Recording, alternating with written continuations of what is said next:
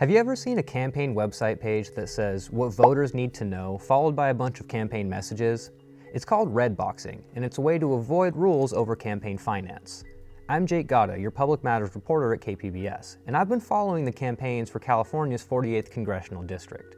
And I noticed something odd when I was looking at the candidates' websites. Brandon Riker, Marnie von Wilpert, and Amar Campo-Najjar are three Democrats running to replace Darrell Issa in the 48th District. This was one of the Republican-held seats targeted by Prop 50. And all three of these candidates have what they call a media page, with a red box around their messaging and demographic targets. Those pages appear to give outside spending groups like super PACs the ammunition they need to buy ads, because election rules say the campaigns are not allowed to directly coordinate with those outside spenders. The Von Wilpert media page says, voters in the Los Angeles and San Diego media markets in California 48 need to see positive ads first and foremost online, then on streaming devices, and then in direct mail. This is followed by a list of demographic targets and zip codes outlining exactly where to buy ads. The Riker media page has similar demographic targets listed and says voters in California 48 also need to read in mail questioning who the other candidates actually work for. Both Von Wilpert and Campo-Najjar are funded by corporate and billionaire interests. And the Campo-Najjar website used to have demographic targets and messaging on their media page as well. That red box was updated in April with far less information, but still says more updates to come. Groups and candidates are finding ways to work together to skirt the spirit of the law, if not the letter of the law in some cases. That was Michael Beckel from Issue 1. They're a nonprofit that was founded in 2013 to reduce the influence of money in politics. Beckel said the Federal Elections Commission is supposed to be investigating this issue, but they failed to do so as recently as 2023, citing a lack of resources. Now the FEC only has 2 commissioners, short of the 4 needed to investigate.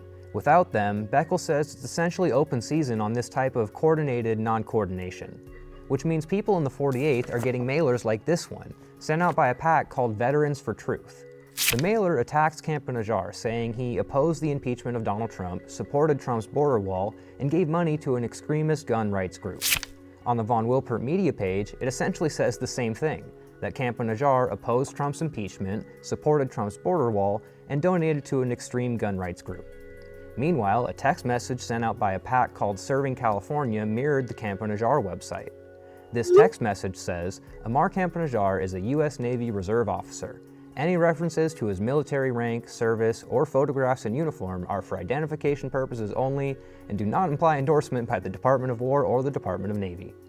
That specific disclaimer is also on the media page, and Serving California is funded by Irwin Jacobs, the grandfather of Congresswoman Sarah Jacobs, who's Campo-Najjar's partner. When I asked about the Riker campaign red box, a spokesperson declined to comment. KPBS hasn't seen any material that mirrors his page.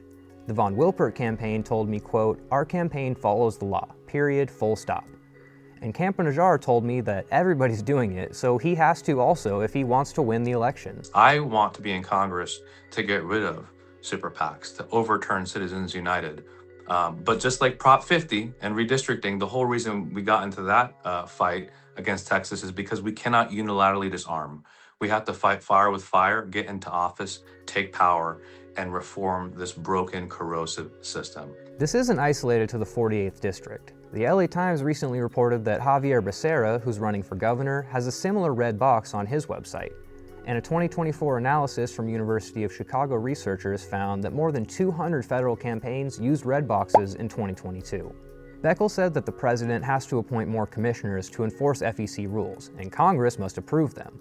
There's also a bill in Congress that would require the FEC treat this behavior as coordinated communications that have strict limits. But he said it'll be difficult to get Congress to approve tougher rules on their own campaigns. For more info on this and the upcoming election, you can go to the KPBS Voter Hub at kpbs.org/voterhub.